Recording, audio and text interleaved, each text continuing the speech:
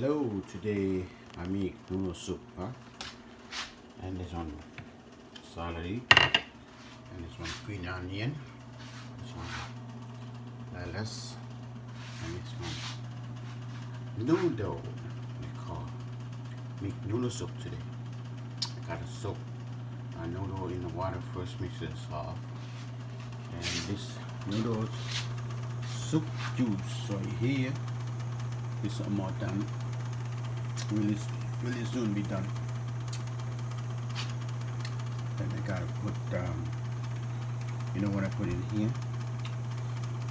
First I put water first, okay, and I chop up the ginger root, put in there, and put salt and pepper in there, and MSG a little bit, and soy sauce a little bit, and meat.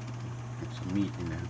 Meat, beef, and beef bone, and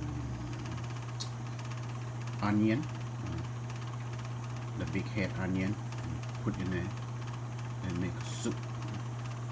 And when it's soon done, and I gotta show you again. Just noodle.